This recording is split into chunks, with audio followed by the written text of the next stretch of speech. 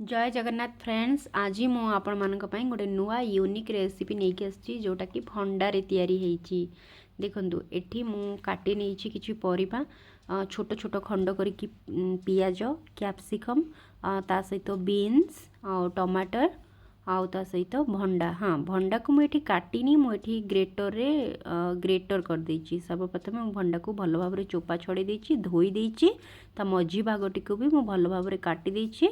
ଆପଣ ଚାହିଁଲେ ଏଠି ଆଉ ବି କିଛି ପରିବା ଆଡ଼୍ କରିପାରିବେ, ଯେମିତି ଗାଜର, ଫୁଲକୋବି, ବନ୍ଧାକୋବି, ଏମିତି ମୂଳା, ଯାହା ବି ଆପଣ ଆଡ଼୍ କରିପାରିବେ ଆପଣଙ୍କ ଘରେ ଯାହା ବି ଆଭେଲେବୁଲ୍ ଥିବ। ଦେଖନ୍ତୁ ମୁଁ ଏଇ ବଡ଼ ପଟର ହିଁ ଯେଉଁ ଗ୍ରେଟର୍ କରୁଛି, ଏଥିରେ ମୋଟା ମୋଟା ଟିକେ ବାହାରିଥାଏ, ବେଶୀ ପତଳା ହେଇନଥାଏ।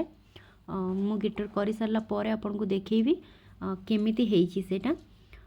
କାଟିଦେଲେ ବି ବହୁତ ଭଲ ହେବ, ଛୋଟ ଛୋଟ ଛୋଟ ଯେମିତି ଆଳୁ ଆମର ସରୁ ସରୁ କଟା ହୁଏ ନା ସେଇ ଭଳିଆ। किंतु एथिरे टिके जल्दी सीझी जाए तो मुझे ठीक करने को पसंद करे। आपणकर जहाँ भी पसंद आप सेमती करेंगे। भंडा बहुत गुटे भल परिबा, किसी खराब नुहे। बहुत लोग आपको पसंद भी करती, किंतु मुझे बहुत पसंद करे आ मत भी बहुत भल लगे। मुझे आम घर परिवार समस्त को किसी ना कि रेसिपी भाई भंडा को व्यवहार करके किसी बनईकी मो समस्त को खुआए। देखो ये तेल गरम सॉरी घी गरम करके मुझे पियाज जीरा आउ पकई देछि हमर चिना बादाम आउ ता सहित टिके टिके हेंगु भी पकई थिली। आउ तापरे मु से जो काटिकी रखिथिबा सब परिबा गुडा को पकई देछि। तापरे 5 मिनिट पई कि मु एबे हळदी आ लूण गोळेकी कवर करके छाड़ी देबी। सेथि कोन हबो टिके भल भाव रे सिझी जिवो। तापरे हाँ, टमाटर भी टिके पकई देबे। टमाटर पकईले टिके बेसी भलो टेस्ट भलो आसी थाए। तो टमाटो पकई सारा पर आपड़ ताकू कवर करके 5 मिनिट पर छाड़देवे। तापरे देखंतु ये भाया भाव में 5 मिनिट हो जाइए, सिझी भी जाइए।